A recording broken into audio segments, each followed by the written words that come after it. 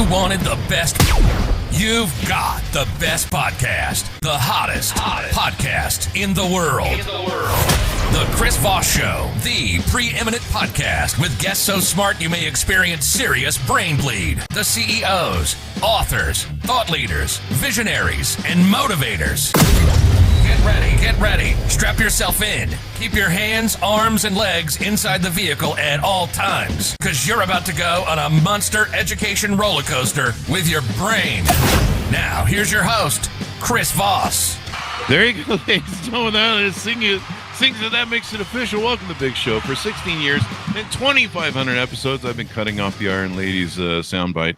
And we need you to refer the show to your family, friends, and relatives. Go to goodreads.com/Chris Voss, LinkedIn.com/Chris Voss, Facebook.com/Chris Voss, and Chris Voss One, the TikTok. And you just look for us on the internet. You'll find the Chris Voss Show everywhere. Probably too many places for that matter. Opinions expressed by guests on the podcast are solely their own and do not necessarily reflect the opinions of the host or the Chris Voss Show. Some guests of the show may be advertising on the podcast, but it is not an endorsement or review of any kind. Today we have an amazing young man on the show. We're going to be talking about his insightful new book. And as you guys know, one of my favorite topics, leadership. Because leading is really important, especially in today's world.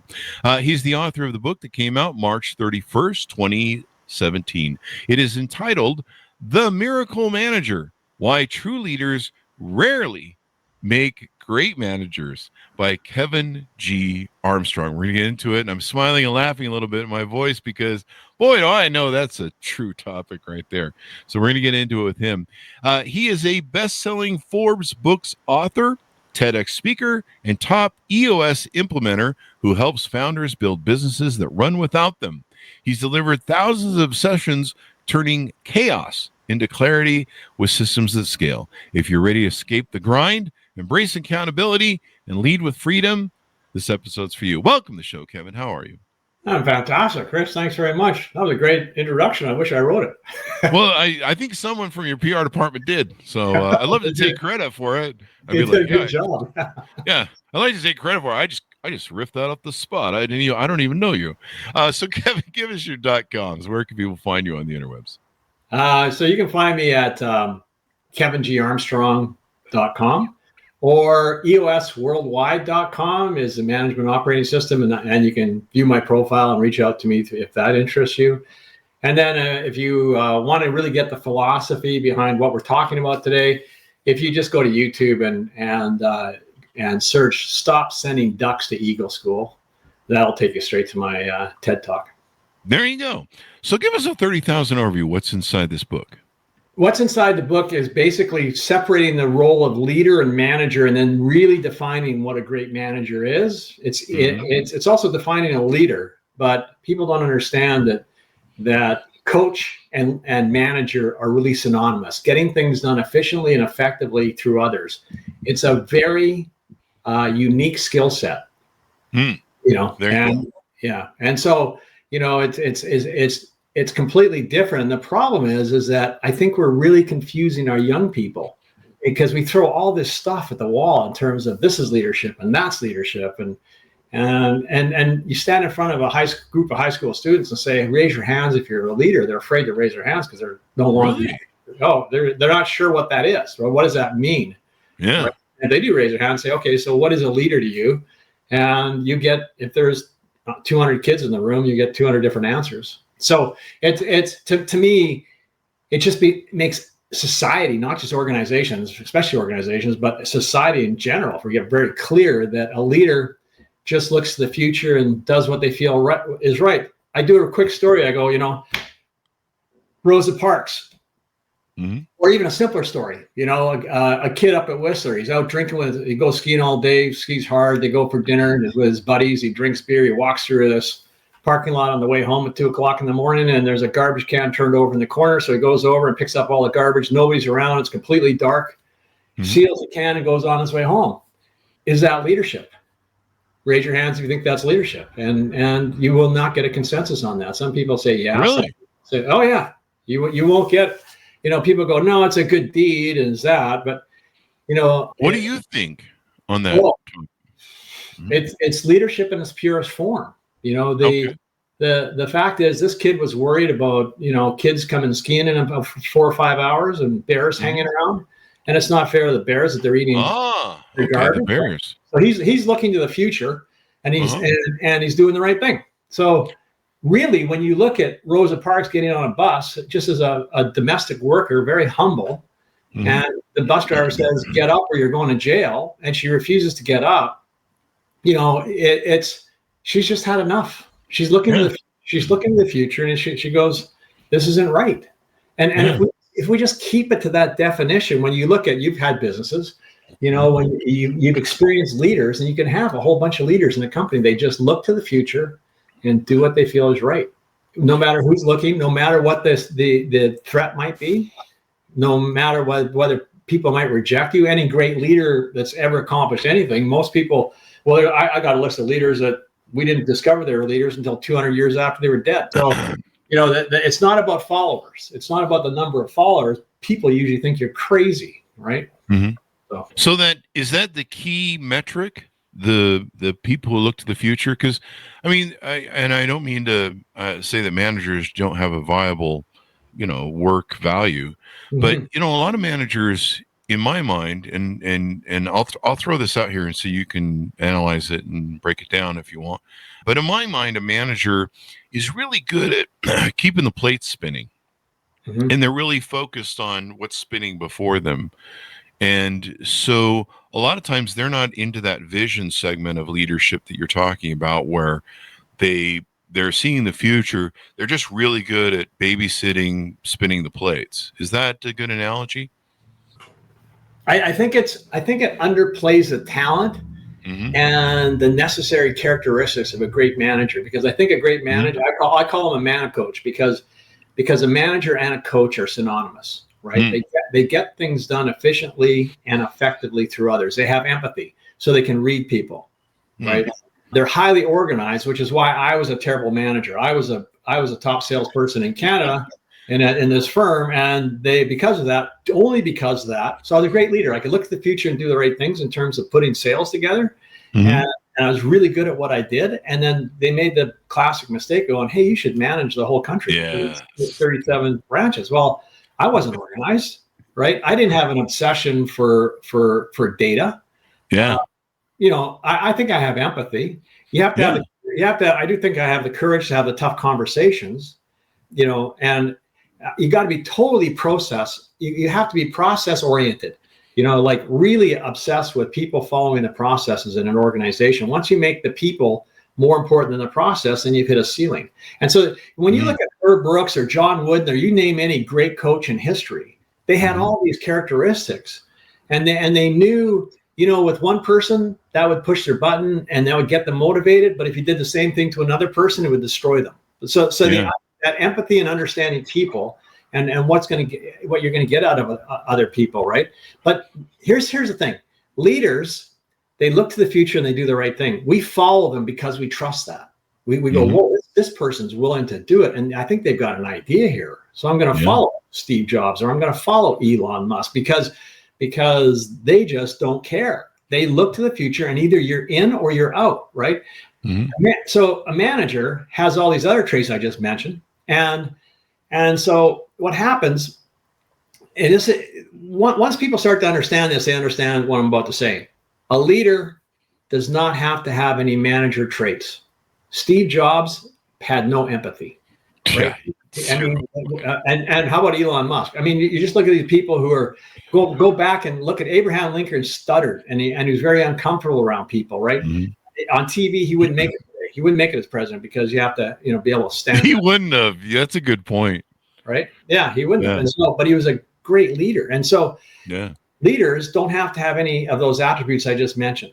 Managers have to have some leadership attributes, but they don't have. But they have to have some of the leadership attributes, but they have to have those management attributes I just mentioned. Leaders don't have to have man or coach attributes.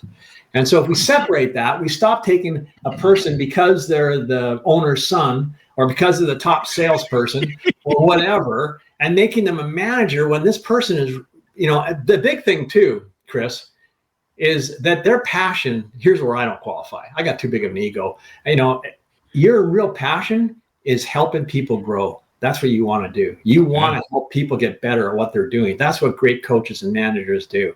And when you really get down to it, people are just, and unfortunately in business, like you look at North America, if I said, do you know who Wayne Gretzky is? You'd say, sure. Okay. So who is his coach?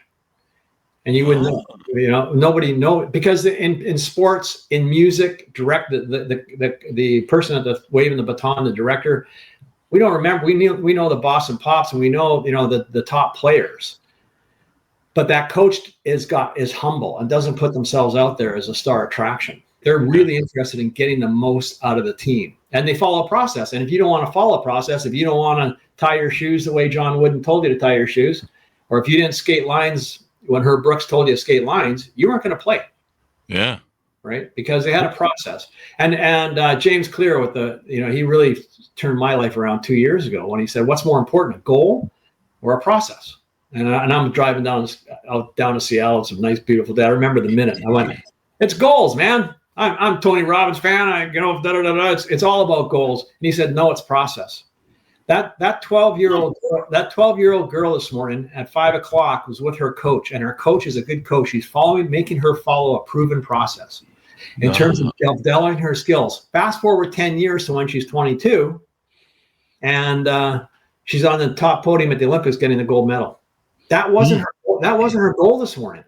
And so if we have organizations following their process, like In-N-Out Burger, very simple model, very successful. What do? They follow a freaking process. So it's like, that's what managers are good at. You follow the process or you won't be here. Nobody gets to, no matter how talented or smart you are, we don't make this about you. Mm-hmm. It's about the process. I totally agree with you. I never thought of it that way. In fact, I would have knee-jerked to the same result you did. Oh, goals are important. The vision, because I'm a visionary, so I'm kind of biased that way. Yeah. But that's really true, and a good example of that is we reached a level we started loaning money out to companies that were in trouble, that were entrepreneur startups. Mm-hmm. And we, back in the day, we put an ad in the paper, hey, we loan money to, entrepreneurs who were struggling or going through, whatever. 9 times out of 10, when we interview them, they had a great goal, a great vision. Sometimes the company had started out with a working model, and then the model had changed and they had it.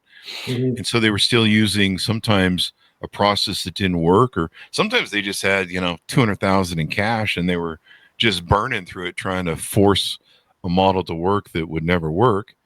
And so that process was their model. And, like you say, you can have great goals. Like, we're going to make this company huge, but if your processes suck, you're not going to get past first base. And usually when I go into companies, it was a really great thing, because people would, if you asked any company for their P&Ls and their data, they'd be like, go fuck yourself. It's proprietary. But if they need money, they would send us everything in the kitchen sink. And so it was great for looking at business models and business. But yeah, a lot of times their process had them on the way to bankruptcy. And it was finally, they'd gone through their burn rate of money and they were about to hit the wall. And so, a lot of times we were just looking for people that, they were asset rich and cash poor. Mm-hmm. A lot of business brokers do that. They're the first ones on the site for someone who wants to sell a business or is in trouble. Yeah. So, but that's an example of where, process, if you got a crappy process, and I guess technically, yeah, if you think about it, any goal you aspire to, if you don't go about it the right way, you're never going to get there. I mean, and it's also, when you talk about leaders, you think about yourself, think about, I'm getting the feeling you are a true visionary, right? Who I work with, 99% of my clients are business owners who want to get more freedom. And some people say I'm just insane. Yeah, well, they're all insane. They're 80% chance you're ADD, That's me. ADD, ADHD, yeah. The CEO disease. Yeah, you start your own business because you couldn't stand being told what to do. Like, there's a whole profile on it. When I sit down with them, and I usually sit down with them when they're frustrated, and I go, okay, you're going to have to understand that I'm going to challenge you, that I'm going to piss you off in front of your team when we meet, and I'm going to pick on you, because your team has to know that I'm not in your pocket. And what we're going to do is we're going to develop a team that can manage this business for you, because your management sucks. And all you have to when you think about it, what a great coach does is, like, the best story I've heard recently is Scotty Scheffler, right? Who's just knocking the planet off with golf, right? And Ted, I think it's Ted Scott, his caddy. So 4 years ago, Scotty Scheffler, basically Ted Scott took Bubba Watson to a couple of green jackets, right? And then Bubba had enough of them, so he let him go. So Scotty phones Ted Scott and says, Ted, would you, and he's thinking Ted's going to jump for this opportunity. It's Scotty Scheffler, Ted, would you like to be my caddy? And Ted Scott said, I don't think so. And he was just taken back, right? Like, what? He said, why not? And he goes, because we're going to have to do a lot of work on your emotional outburst, which is just typical of a visionary, right? Oh, yeah. True leader. And we're going to have to do a lot on when you get frustrated and your emotional outbursts. And I don't think I don't think you'd be open to that, because it's going to be a deal breaker. And Scotty Scheffler was like, I think I can work on that, and then you find out Scotty Scheffler this year, even though he's like playing like crazy, his weakest part of his game is his putter. He went to a putting coach who changed his grip and changed the way he was swinging. And he was willing to give all that up with faith in this man coach, right? Who could deliver, and he did, because now Scotty can never misses a 5-foot putt, right? So it's I could go. I hired a researcher when I first started on this book in 2005. I walked into a group of business owners. They were saying Wayne Gretzky just got the coaching gig in Phoenix Coyotes, and I said, just off the top of my head, I didn't know why I said he's not going to succeed, because it's a different skill set, right? Mm-hmm. Sure enough, he was there for 4 years. They would have fired him his first year, but he owned part of the team, right? He had losing 4 years as a coach. We got to stop taking these people who are leaders without evaluating what makes a great manager and throwing him in that or her into that role. Yeah. I found out the hard way over my companies. I mean, one of my early mistakes was taking my best salespeople and trying to make them a sales manager. Yeah. And boy, that fucking bombed hard. I learned the hard way about that one. That was painful, because you can't demote them at that point. And once you pull them out of the system that they're used to, it's hard to put them back or demote them. Well, their ego's gone, so they're leaving. They're leaving. And now you've lost a great salesperson, right? Yeah, and you just shoot yourself in the foot.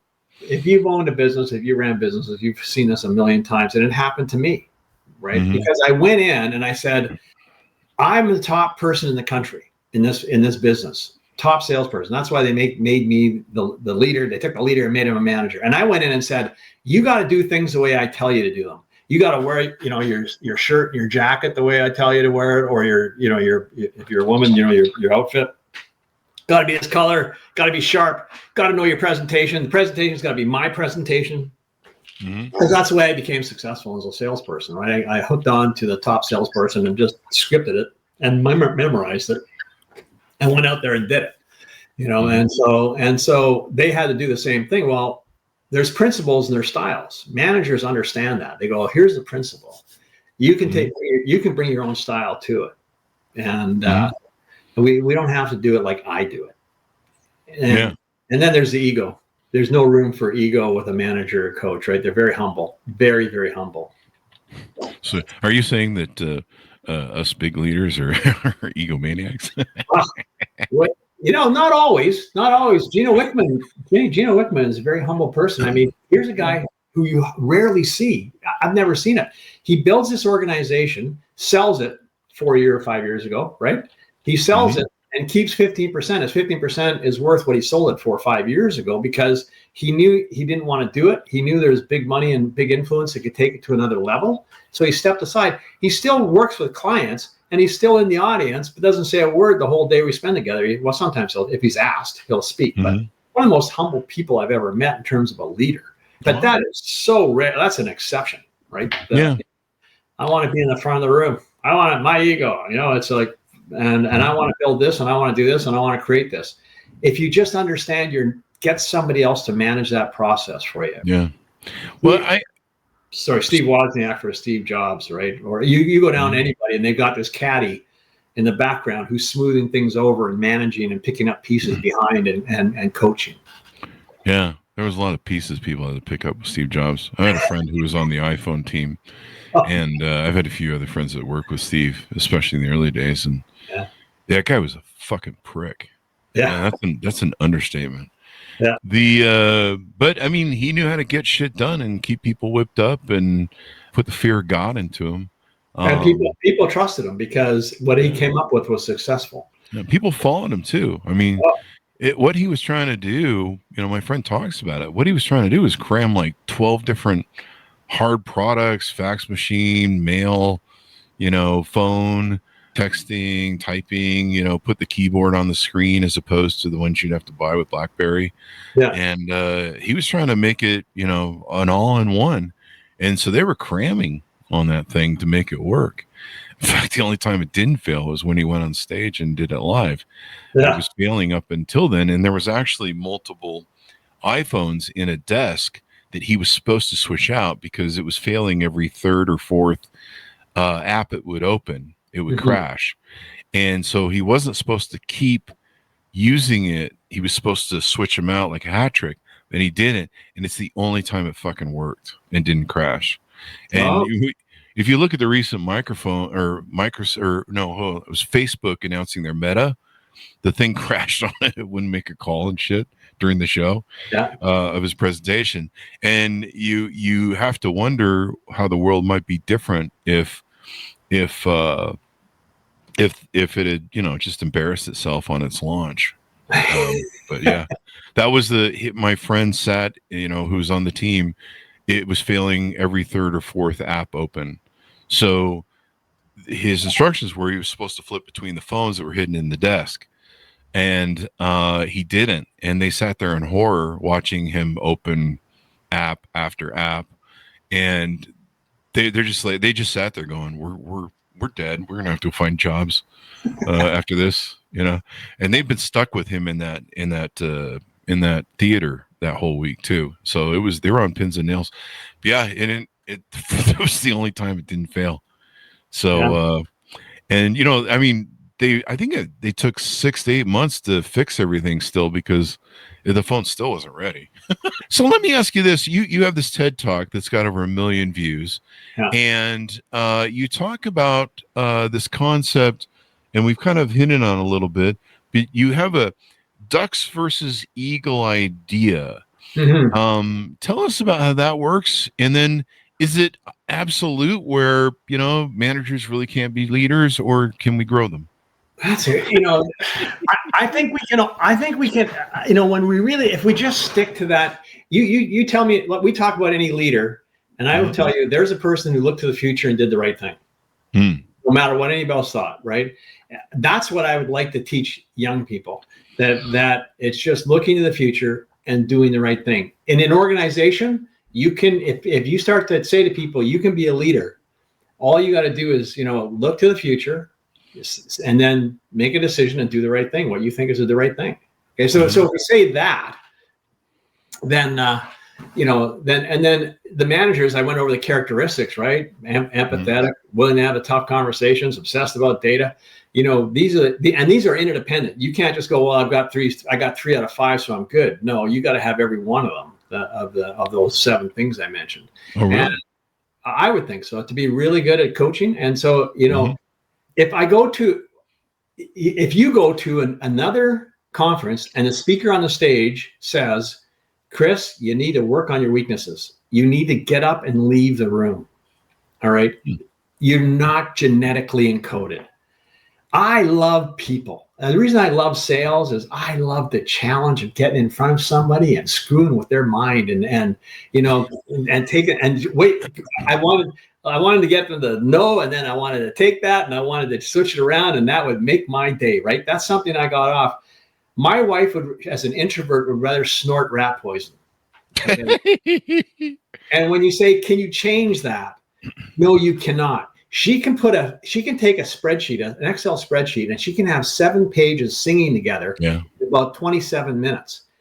I couldn't do that in 27 years. Okay. So, and I have and I remember taking a bookkeeping course because someone said, Kev, you're going to coach business owners, you should take a bookkeeping course and really understand accounting. I said, okay, I took a bookkeeping course. I was basically got an assignment on a Wednesday night and I spent Friday night, Saturday, and Sunday trying to work out this project that we were assigned. I came back, and the girl next to me, I said, "How long did you work on this project for?" She got like 90% on it, and I got nothing. I got failed it, and she got like 90%. And I said, "How long did you work on this for?" And she goes, "Oh, about 3 hours." And I just got up and left the room because I'm not genetically encoded. It's not my talent. I can't tell you how much I have spent on golf instruction in the last 20 years. And if I hit in the 80s, I'm happy. I've shot in the 70s once in my life on a score, right? So, but I have a friend that takes up golf 6 years ago, and all he does is watch freaking YouTube videos, and he's shooting in the low 80s. And he only took it up a year ago, right? Like that, he is just genetically encoded for this activity. So when you talk about ducks and eagles, it's not saying that ducks are bad. Ducks can swim like, and if they have a swimming race with an eagle's going to lose every time. I don't even think the eagle will get in the water. So, they dive in and fly out. That's it. And so, they're totally genetically encoded differently. And so when I was in sales, I did sales training. I'm not really that good at a trainer, but it made more sense because I really understood what good sales was. So I did sales training, but I wasn't a sales manager. And usually the sales manager isn't even good at sales. So when you say stop sending ducks to Eagle School, it's not about labeling. It's about alignment. What are you aligned with in terms of your natural strengths? Are you an extrovert? Do you like hanging out with people? So like pretend my wife and I are going to a conference. Okay, Rachel and I are going to a conference, and there's a meet and greet at 5:00, cocktail hour. I'm circling that on the agenda, man. That's the only thing in the conference I'm going for. I wouldn't miss that for the world. Yeah. If there's a good TV show on in the hotel room, she's not going down. Yeah. And then if you hire Rachel with those skill sets she has for all those wonderful things she can do, CPA, MBA, she got the designations. If you hire her for that, but you're going to put her into something that she's not genetically encoded for, she's going to fail. And same with me. Wow. Right? So what we have to do is get really clear. And most visionaries are self-employed because they couldn't make it as an employee. Nobody would put up with them. They're bouncing off the walls. They're looking at ideas. They can't be managed. You're better off just letting them go and do their thing. But then when they get to 40 employees, they can't grow because they built the business on them just telling people what to do, not growing great managers and growing people that can get behind them. Yeah. I was lucky when I was young. I started several small businesses from 18 on, and then, excuse me, around 22, my best friend that I'd known since junior high, of probably 12 years at that time, he had an idea for a business based upon where he's working. I knew how to implement it, because I'd started several companies, and we came up with the idea to run with it. And what I didn't realize at the time was I was a very visionary mindset leadership sort of person. I mean, I kind of had an inkling to that, but he was a very manager sort of person, rudimentary, and we ended up making a really great team for 13 years until I got Yoko Ono'd by his girlfriend, and he got Yoko Ono by his girlfriend. Yeah. So what was great about it was I could be the visionary and I could run around, building systems and then giving them to him to utilize. And he was great at that. You could give him I could design anything, I was the guy you could drop into Vietnam in the middle of the jungle.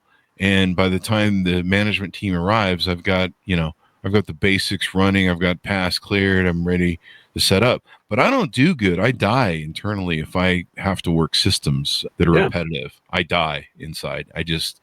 And I get caught up in that sometimes because, I play with my systems and you have to lay them out. Sometimes you get too embedded in them. But he was great where I could hand that to him. But if I ever needed innovation, if I ever needed problem solving, if I ever needed ideas, he was worthless. I remember there was a couple times where we had some processes that, worked, and then the market changed and we started bleeding out. And I'm like, we got to fix this fast because we can't keep bleeding. And I sent him home several times with a yellow pad, and we'd use yellow pads back in the days just to blast out ideas. And, I'm a puker, so I'll just puke like 5,000 ideas. And I I don't even worry if whether they're credible. I'm just like, try this, try that, try that. And sometimes you can build and assemble off that strategy that wins.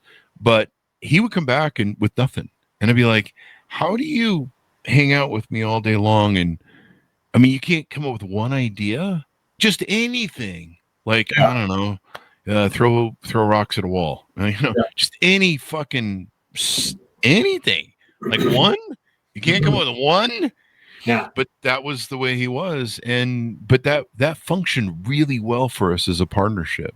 Oh, if you can get, if you read my book, if you read Rocket Fuel by Mark Winters, it's an EOS book. If you read The Power of Two, if you can learn how to work with each other, because he probably drove you crazy because he's so slow and he had to think things through and he was just driving you nuts.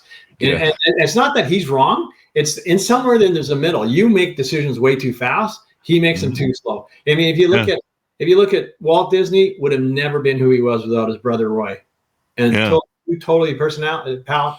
He go to his brother and go, Walt, we don't have enough money. You can't keep trying to perfect these. We got to get them out. The bank wants money, right? And so it was just a really good symbiotic relationship where you have this person, and if you can bring on a partner, if you look at any successful partnership in golf, Williams with Tiger, you just go through all of these supportive roles with a visionary. It is magic, and I think it's essential. So yeah, and being able to identify that when you bring up people, when you promote them and stuff. I mean, can we? Do you think? I just want to keep kind of pushing this idea. Is it possible? We have all these people that do leadership trainings and leadership concepts. Is it possible to do enough leadership education, or is there just something about that spark of someone who can see a vision? You can do the leadership training and more about, because leaders already are usually pretty high, have a high esteem of themselves, right? And they're outwardly they're very proud of what they do. Inwardly, they're as insecure as we all are, right? But when if you talk about business owner, a visionary, a leader, and you train them, we have training for that. There's training that you can go to for that, for visionary training. But as long as we're clear, is that the personality we're trying to train? Because a lot of people say, come to my leadership training, and it's really management coaching training. It's not training, right? And so, and this is where the confusion happens, because I'm going to make more money. It's the only thing in business in North America, is the only thing where I get to have the center spotlight and make the most money if I'm a great manager. And that shouldn't be the case. Our top salesperson should be in the newsletter every month. They should be getting all the money. I have business owners go, my top salesperson makes more money than I do. And I bet they should. Yeah. They should make more money than you, right? Because this is your business. They're building it. You're going to have an asset at the end of the journey. They're not. And so they better be doing something with that money they're making. But man, if they're going out and they're making money, let them go, and get out of their way. Just get out of their way. So because they're a leader too. And so let them lead in sales, and let them and reward them and recognize them, right? And all that stuff. That as a manager, you only want to watch them grow and succeed. So why is it you're thinking you should make more money than them, that you should get more recognition than them, but only in business? Because in all sports, the coach is just on the sidelines. Sometimes we don't know his or her name. We know all the top players' names. We don't know the coach's name, right? They're just behind that line making things happen and making that team follow what is a very good process. Yeah. And it's kind of a team effort too. So it's not just about, do I make more than my top salesman? It's really all about the team, because, most of your revenue is what's the 80-20 rule for most of your top salesmen? They're the guys who are bringing you 80% of your income. But taking care of that 20% of them that excel, that's going to make your bank every month, because, you're going to be living on the curve. You can't live off of one top salesman, nor can you live off of just the whole crew of mediocre salesmen. You got to have that mix. And the 80-20 rule seems to always apply. So as we round out the show, let's talk about some of the offerings you have on your website. I think you want to talk about EOS Business Systems and a few other things you offer there. Yeah, I mean, most of my work is implementing a proven process for people like you when you were a business owner, right? And sitting down and saying, hey, here's a process. It's very simple. It works. We have 40,000 clients that have gone through it. And the client I've been working with for 14 years, I had a 2-day annual with them, part of our process. I had a 2-day annual last Thursday and Friday. They've grown their business. They've doubled it every 4 years for the last 8 years. So basically they doubled their business twice by and he will tell you it's because they followed this management system, and he's working half the amount of time. There's a saying, the more I work in my business, the less it's worth. And so some of the objections when people are listening to this, they go, well, you can't bring the same templated business system to my business because my business is different. And I go, hey, let me ask you a question. Does everybody have a blueprint of what you're trying to build, a business plan in terms of where we're going to be in 5 years and what has to be achieved in 1 year to get there? And is it all in writing? Because if it's not in writing, it doesn't exist. Do you have all the people, the right people in terms of good people who meet your core values and are aligned with your core values? And also they know how to do their jobs, and they're in the right seat, right person, right seat. Do you have a way of measuring their progress on a weekly basis? Do you have a measure? Do they all have a number that they have to achieve, right? Is there a way where they can regularly meet and discuss their issues? Do we have a process for every department in your business that they have to follow? And in terms of discipline and accountability, at the bottom of these 6 key components, we call it traction, because that's what the book's called. Traction defines discipline and accountability, because if you have vision without discipline and accountability, it's hallucination. When someone says, you can't bring that to my business, I said, how could that hurt your business? How could it hurt your business to have everybody in the company know what you're trying to achieve, and it's in a written blueprint in front of them, right? So, that really is the number one argument, I guess, about using a proven system. They go, well, it doesn't apply to my business. And you say, well, how can that hurt it? It's I learned this, wrote about it in my book. I learned this from my first CEO. Everything's a widget, whether it's service or product. And I've started dozens of companies. A lot of them were projects that we couldn't keep stacking on our management team and give them all the attainable time they needed. But sometimes it was like seeing if they caught fire. We throw some money at it, see if it got sprung legs, and some things do and some things don't. And I've started dozens of companies, and I mean I'll be 58 next year, so I guess 18. So I'm 40 years in of owning companies. It's all the same process. Like that's the hardest part of me is coming up with a new name and new .com and just innovating the widget. But even that's kind of old hat to me. And all the processes are the same. Like I could do it in my fucking sleep. I can start your company in my sleep. Yeah. The biggest irritant I usually have is just trying to figure out what to name it. Yeah. What I love about what we do is there's no contracts or retainers. This is how much you're going to pay me. And if you don't get value, you don't pay me at the end of the day, right? It's really simple. Or I want to get clients who will do this. Let's just sign up. We'll agree on a evaluator. We'll evaluate your business.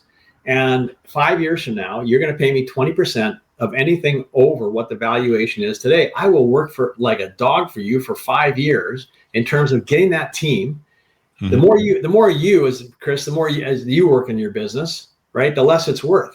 So what the whole process over the next 5 years will be pulling you out and getting these managers to step up or get out in terms of doing those roles that they need to do in terms of finance, sales and marketing, operations. The 3 companies that I manage that sold this year that I work with would have had to pay me between them about $49 million on that deal, right? So I'm happy. I am so happy to sign a one-pager and just get your team and your company aligned with the vision, following the processes, and holding each other accountable. And then magic starts to happen. Yeah. There you go. Well, it's been wonderful to have you on. Any other final thoughts as we go out that we missed that you want to plug? No, I mean, buy the book Traction, or Get a Grip by Mike Payton. Take a look at that. And then if you want to reach out to me, you would just go to if you just have questions. I mean, if you're somewhere in the US, I only service like Seattle to Vancouver, BC, and that's it. And so I will do some clients. I just got back from Anchorage yesterday. And last night, actually, I'm glad I caught that flight. I might have been in trouble today with you. But so, usually it's a 1 hour time change or no more than an hour flight. So I can align you with somebody with what we do and endorse them if you're out of my area or if we can't make it work. But definitely reach out to me and I'd love to help you with it. And you just go to kevingarmstrong.com and get a hold of me. There we go. Well, thank you very much for coming on the show, Kevin. We really appreciate it. Chris, thank you. You're a dynamic visionary. Yes, that's what I do in my spare time or something. Right on. So, folks, order up the book wherever fine books are sold. It's entitled The Miracle Manager, Why True Leaders Rarely Make Great Managers. And read the book because you can save a lot of money. I burn a lot of money promoting the wrong people in the wrong positions to learn the hard way. Unfortunately, I learned, but it was painful, very painful. So avoid that. That's the best advice. Go to goodreads.com/Chris Voss. Refer the show to your family, friends, and relatives. Facebook.com/Chris Voss. LinkedIn.com/Chris Voss. And those are crazy places you can find us on the internet. Be good to each other. Stay safe. We'll see you guys next time. There you go. Great show.